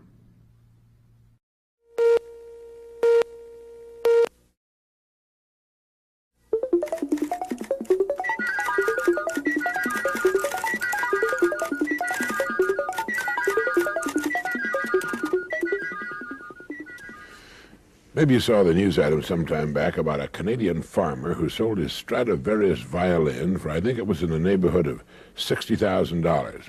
He sold it to the same New York City dealer he had bought it from many years before.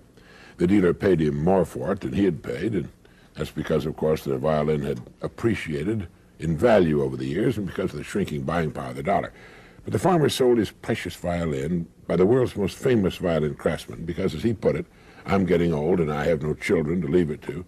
And by getting it back in the hands of the dealer, he knew that it would wind up with someone who would treasure it as he had. Antonio Stradivari, the Italian violin maker, lived from 1644 to 1737. That's 93 years at a time when the average lifespan was about 30. He worked alone, although later in his life his sons helped him. No committee advised him. No one made decisions for him. His tools were primitive, but that was not important. He put himself into his work. All the world's tools couldn't make up for that. When he was finished with an instrument, when he was sure that his work measured up to his own personal standards, he signed his name to it. And today, more than 200 years later, his name is a household word all over the world. Everybody's heard of Stradivarius, the Latin form of the name that he inscribed on his violins. Throughout history, there have always been men with similar standards of excellence. Authors such as William Shakespeare, artists like Leonardo da Vinci, craftsmen like furniture maker Thomas Chippendale and silversmith Paul Revere. Everything they did was done well, not because it had to be, but because they wanted it to be. They had only to please themselves, yet the products of their fertile minds and skillful hands are still collected and admired today. What is it that causes one person to take pride in what he does, while others give little or no thought to the quality of their work at all, do you know? Of course, when we talk about Stradivari or Da Vinci, we're talking about great geniuses, towering talents who found their media and became great in them. There have been many other fine violin makers and artists who took just as much pride and care in their work, but lacked the same quality of talent. There are even today many thousands of craftsmen who will not turn out shoddy work and who are proud to sign their names to their creations. They're in the minority, perhaps. They've always been in the minority. But the respect for quality never changes. It still commands the highest price.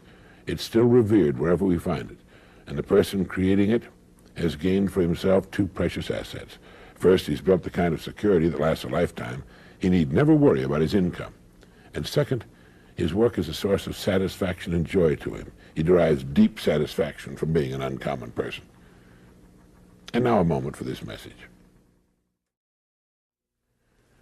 People who set their own high standards to which they make themselves measure up lead enjoyable, exciting lives. Each task they begin is a fascinating contest to achieve their own standards of excellence. Thank you.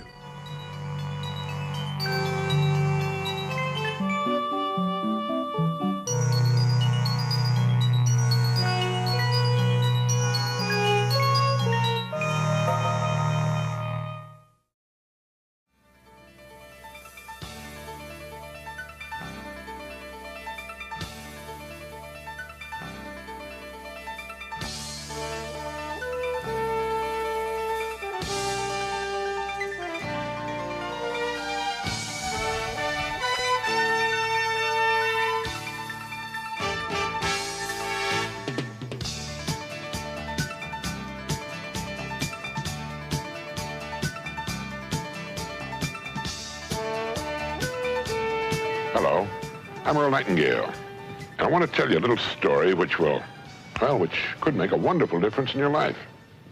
Now, if you already know about everything I'm going to say, you're a remarkable person, and according to the latest statistics, you belong to the top 5% of all the working people in the world. You're to be congratulated. If you don't know about the things I'm going to say, well, you've been holding yourself back, not only on the job, but you're also missing a big percentage of the greatest joy in life. I want to talk about your boss and your relationship with him. How you handle this relationship will determine your success or failure. It will determine how much money you make or do not make. And it will determine whether you're a happy person or an unhappy person. So let's talk about you and your boss. Who is your boss? You have only one. And every working person, from the president of the largest corporation to the shoeshine boy, has the same boss. He is simply the customer. There never has been, there is not now, and there never will be any boss but the customer. He's the one boss you must please. Everything you own, he's paid for. He buys your home, your cars, your clothes. He pays for your vacations and puts your kids through school. He pays your doctor bills and writes every paycheck you will ever receive. He'll give you every promotion you will ever obtain during your lifetime. And he will discharge you if you displease him. Now, sometimes, particularly in these days of, seemingly complex economics and big business, we lose sight of just what business is. It all started back during the most primitive times. A man, in order to fend for himself and his family, had to provide his own food and his own shelter. He had to do his own fighting and fashion his own rough clothes and crude weapons for hunting and materials for fishing. Later, he had to manufacture his own farming implements.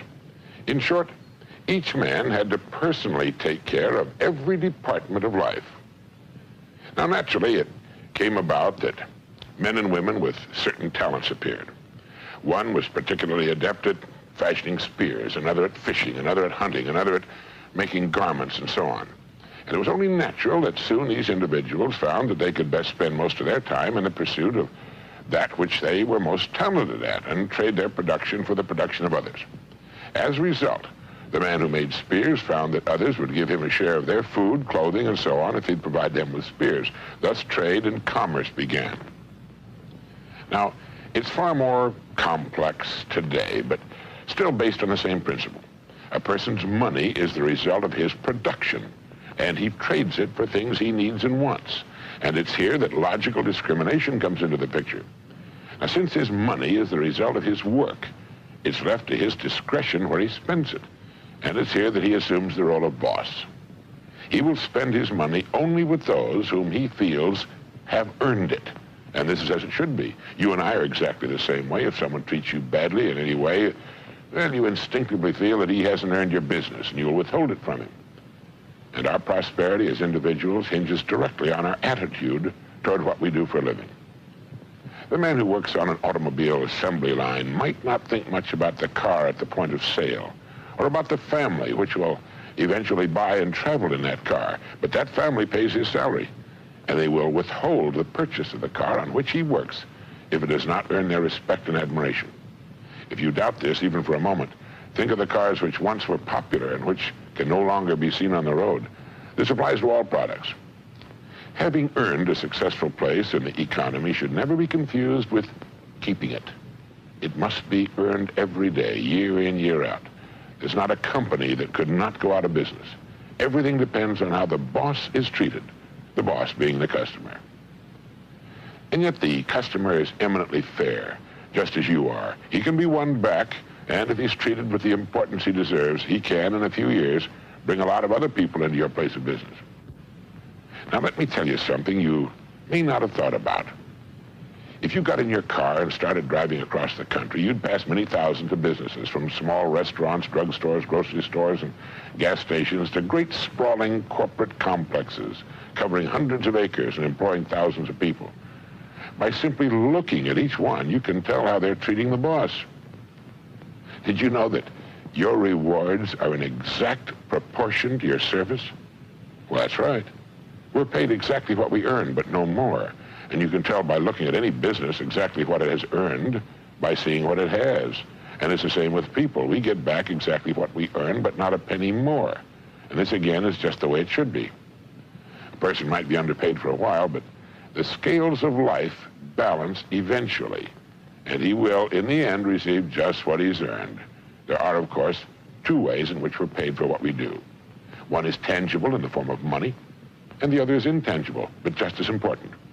To many, it's more important. This latter form of payment comes in the form of inner satisfaction and in the form of joy as a result of accomplishment. It also comes in the form of satisfaction in position, in the standing it gives us. So each of us is paid in these two ways, money and satisfaction. There's a simple way to increase both of these forms of income, money as well as in inner satisfaction, and you'll be able to spend and feel the results. First, I want you to understand completely the great law which lies as the foundation of all life, business and personal. It is that our rewards in life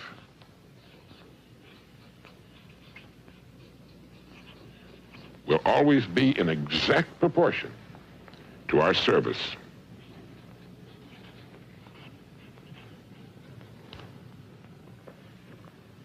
The more you think about this and observe people in business, the more you'll see the undeniable truth of it.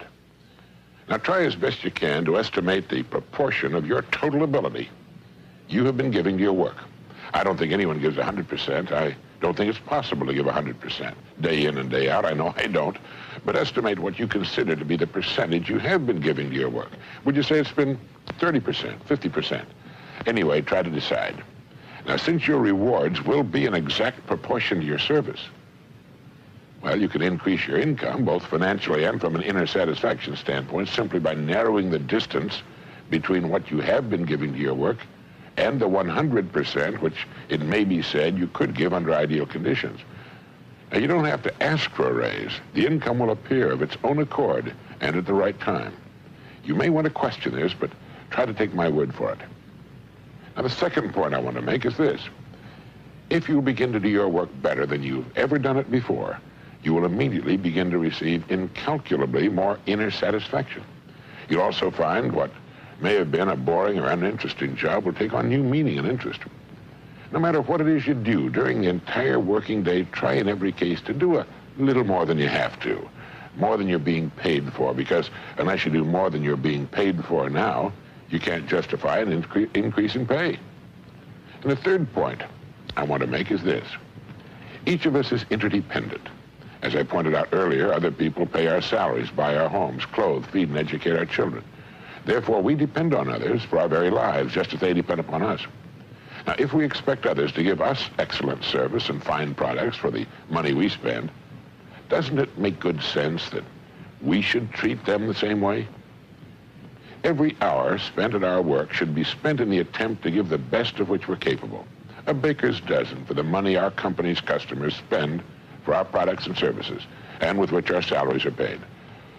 A person who tries to get the maximum return for the minimum of effort is only kidding himself. Sooner or later, the scales will balance. They must, for that's the law, whether we like it or not. This kind of individual actually shrinks as a person, as a human being, and he has no real place in a dynamic and swiftly changing world. And the fourth point is to try each day to find some way in which the work you're doing can be improved. Now, here again, you're guaranteeing an increase in your income in both categories. We all know that the cynics will laugh at this. I know them, you know them. But I don't know one who could be said to be doing well, do you? I know lots of men and women who are at the top of their fields who live their lives every day in the way I've suggested. Rather than go along with someone who's never proved in his own life that he knows what it's about, I'd prefer to believe the one who said, "As ye sow, so shall ye reap." I feel, as I'm sure you do, that he was more qualified to speak than the know-it-all who's behind in his installment payments. Anyway, it's worth a test. If you follow my suggestion for the next year, you'll be a different person, living a rich, rewarding, and meaningful life. 4 things, all of them simple. 1, remember that our rewards in life will be an exact proportion to our service. 2, by giving your work a larger percentage of your capabilities and talents, you must increase your income substantially. 3, since our lives depend on others, treat others in every facet of your life exactly as you want others to treat you. If you expect others to give you excellent products and services for the money you and your family spend, then you should make certain that your job is handled excellently, since it's the money of others which pays your salary. 4, try to find some way every day in which your work can be improved. And above all, know your boss. He's the customer. Treat him with the respect, care, and courtesy and humor he deserves. Remember that he pays all of your bills every month. He will buy everything you will ever own. He may be, of course, crude, coarse, ignorant, selfish, conniving, and a thoroughgoing savage. He often will be. And here it's more important that you treat him with all the care and attention you can muster. If you don't, and if you permit his attitude to affect yours, you're admitting that he's the stronger person. If you respond the same way he conducts himself, you're admitting you're no better than he is. But most people are nice people. They're people like you and me who want to be liked, who want to get along, and who want to be friends. They have problems and sorrows of their own, of which we're not aware. And they have bad days and disappointments. Make sure that the time they're with you is a high spot in their day, and they'll want to come back, not just because of your company, but because of you. If you will do these things for a year, you'll be surprised and delighted, and you'll find that you wouldn't live any other way for the world. If you're already living this way, you know what I mean. Thank you.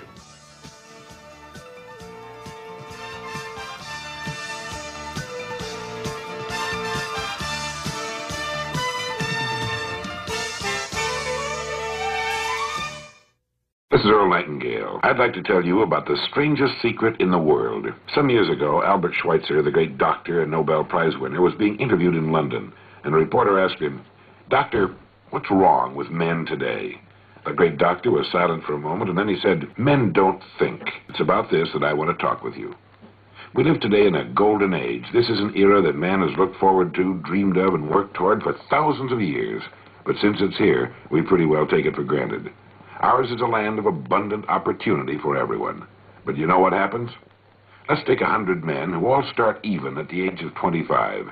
If you asked any one of them if he wanted to be a success, he'd tell you that he did. And you'd notice that he was eager toward life. There was a certain sparkle to his eye, an erectness to his carriage, and life seemed like a pretty interesting adventure to him. But by the time these 100 men reach the age of 65, only 5 will have made the grade. Only 5 are successful. When we say only 5% achieve success, we have to define success, and here's the definition. Success is the progressive realization of a worthy ideal. If a man is working toward a predetermined goal and knows where he's going, that man is a success. If he's not doing that, he's a failure. Success is the progressive realization of a worthy ideal. Rollo May, the distinguished psychiatrist, wrote a wonderful book called Man's Search for Himself. And in this book he says, the opposite of courage in our society is not cowardice, it's conformity. A survey was made one time that covered a lot of men, working men, and these men were asked, why do you work? Why do you get up in the morning? 19 out of 20 had no idea. They simply said, everyone goes to work in the morning, and that's the reason they do it, because everyone else is doing it. And there you have the trouble today. It's conformity. People acting like everyone else without knowing why, without knowing where they're going. Now, we learn to read by the time we're 7. We learn to make a living by the time we're 25. Usually, by that time, we're not only earning a living, we're supporting a family. And yet, by the time they're 65, the great majority hasn't learned how to become financially independent in the richest land that has ever been known. Why? They conform. They're acting like the wrong percentage group, the 95% who don't succeed. Why do these people conform?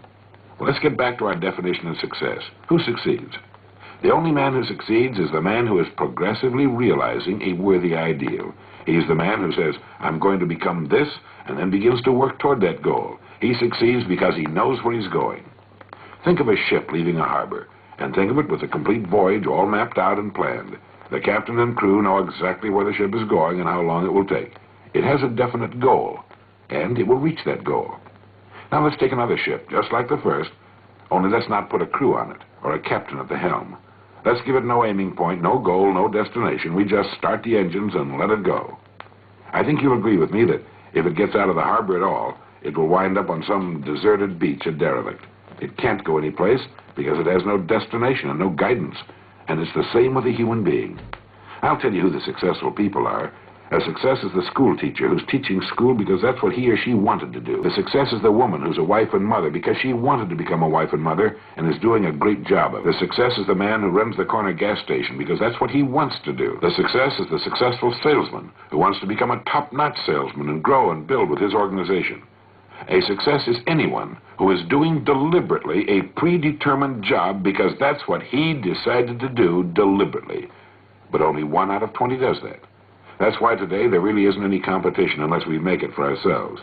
Instead of competing, all we have to do is create. For 20 years, I looked for the key which would determine what would happen to a human being. Was there a key, I wanted to know, which would make the future a promise that we could foretell to a large extent? Was there a key that could guarantee a person's becoming successful if he only knew about it and knew how to use it? Well, there is such a key, and I've found it. Here's the key to success and the key to failure. We become what we think about. Now let me say that again. We become what we think about. Throughout all history, the great wise men and teachers, philosophers and prophets have disagreed with one another on many different things. It's only on this one point that they're in complete and unanimous agreement. Buddha said, all we are is what we've thought about. Marcus Aurelius said, a man's life is what his thoughts make of it. Disraeli said, everything comes if a man will only wait. I've brought myself by long meditation to the conviction that a human being with a settled purpose must accomplish it, and that nothing can resist a will that will stake even existence for its fulfillment. Ralph Waldo Emerson said this, "A man is what he thinks about all day long." William James said, "The greatest discovery of my generation is that human beings can alter their lives by altering their attitudes of mind." And George Bernard Shaw said, "People are always blaming their circumstances for what they are. I don't believe in circumstances. The people who get on in this world are the people who get up and look for the circumstances they want, and if they can't find them, make them." Well, it's pretty apparent, isn't it? We become what we think about. It stands to reason that a person who's thinking about a definite and worthwhile goal is going to reach it, because that's what he's thinking about, and we become what we think about.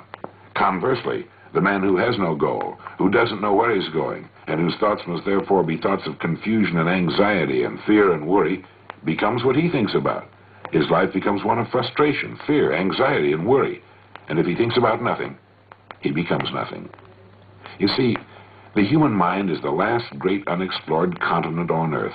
It contains riches beyond our wildest dreams. It will return anything we plant in it. Now, you might say, but if that's true, why don't people use their minds more? Why don't they till their fertile mental soil? We have the answer to that, too. Our mind comes as standard equipment at birth. It's free, and things that are given to us for nothing we place little value upon. Things that we pay money for, we value.